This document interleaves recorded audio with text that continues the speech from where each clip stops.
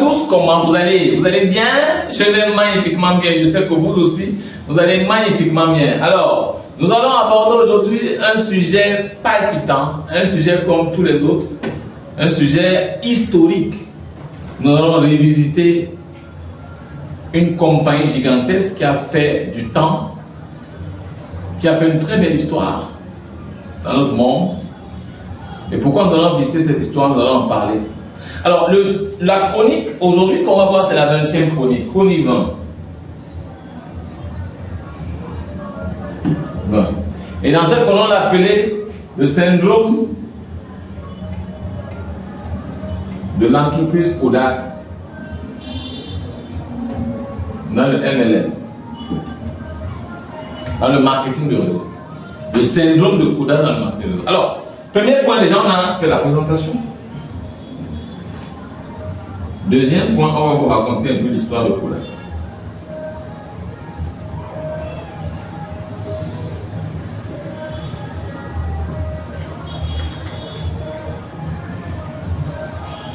Alors, nous allons parler dans tous les méandres, hein. On va rester superficiel. On va vous dire que c'est une entreprise qui est créée dans les années 1800. Alors, nous allons vous raconter en bref cette histoire de Kodak en quelques mots, hein, sans rentrer dans les profondeurs. L'histoire est dans les réseaux sociaux, tout le monde peut taper l'histoire de Kodak. C'est une magnifique histoire. Il faut dire qu'elle a été créée par un grand homme, Eastman, qui décide de créer Kodak. Et ça fait longtemps, Kodak donc a grandi, ça faisait essentiellement dans le film, dans les pellicules que tout le monde a connu. Je crois qu'un jour, pour ceux qui ont connu les mariages, les anniversaires, il y avait toujours un appareil photo qu'on venait, les gens amenaient, les photographes venaient, ils filmaient par eux, ils vont vous dire que la pellicule est finie. Parce qu'il y avait des films, nombre de films, par exemple, pour dire que bon, le nombre de films c'est 24 ou 36, on filme ce nombre-là. Quand ça finit, on va d'abord faire, on lave, on revient, il faut rebobiner, il y avait trop de choses à faire. Et quand on met dans le négatif, ça sort, puis c'est jeté. On sort les photos dans une chambre noire, alors, ceux qui ont connu les agents de Kodak dans les villes, dans nos villes en Afrique et ainsi de suite. Il faut dire que cette compagnie est restée longtemps sur le terrain pendant plus de 130 ans. Vous comprenez un peu. Même dans les grands films, c'est ça qui passait, c'était en noir sur blanc, à un moment donné, ils ont étudié, il y avait un service de développement, de recherche. On recherchait, on essayait un peu de comprendre comment est-ce qu'on peut passer d'un point du noir sur blanc aux couleurs. On peut ressortir la personne, comment le papier était fait, il fallait utiliser un certain nombre de papiers. Il fallait donc comment Kodak est resté vraiment sur le tendance en euro partout. Et quand vous travaillez à Kodak, vous n'étiez pas un petit employé, c'était vraiment la classe, c'était le haut niveau, c'était vraiment quelque chose de somptueux, de privilégié. Alors voilà donc comment Kodak est resté longtemps, sauf que Kodak utilisait l'analogie. On filmait les gens, on n'avait même pas la possibilité de voir les photos dans l'appareil photo, il fallait peut-être enlever le film, commencer à regarder comme ça pour voir, ah, voilà ici. On peut encore le laver. Voilà. Donc, qu'est-ce qui se passe, c'est que fallait donc, les gens sortaient les photos et les toucher. Cette sensation du toucher, la photo, on la porte, on la voit. C'est une expérience client qui avait un autre sens. Et c'est l'histoire sur laquelle a basé l'histoire réelle de Kodak. On fait un film, on le regarde, on le touche, on voit d'autres sensations. On voit l'émotion qui se dégage autour de la photo, c'était magique.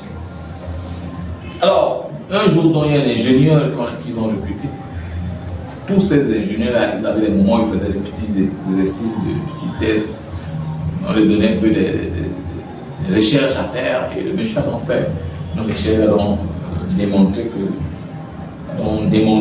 devant un jury qu'on pouvait effectivement passer de l'analogie au numérique. Il a présenté ça, c'était bien apprécié, mais il y avait un bémol. On s'est dit, mais attends, on va faire l'analogie. On a gagné toute notre vie avec l'analogie. Les gens font des films, touchent le film à la main, c'est bon. On va passer à la numérique. Vous savez, dans le numérique, c'est qu'on va filmer, quand on filme, on peut voir la photo, on n'a pas besoin de la toucher de la main. C'est pas important, on peut la voir, on peut choisir, on enlève d'autres, et puis on garde les autres. Donc on n'était pas obligé là de toucher la photo du doigt. C'est pas important. Alors, ça fait quand même 100 ans les gars étaient sur le terrain. En 100 ans, ils avaient déjà gagné suffisamment d'argent.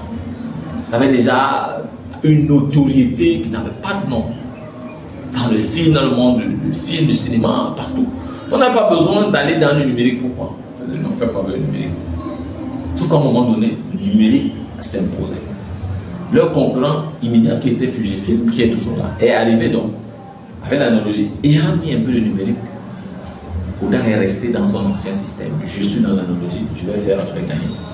Mais plus le temps passait, plus les téléphones sont arrivés à portable avec les appareils photo numériques.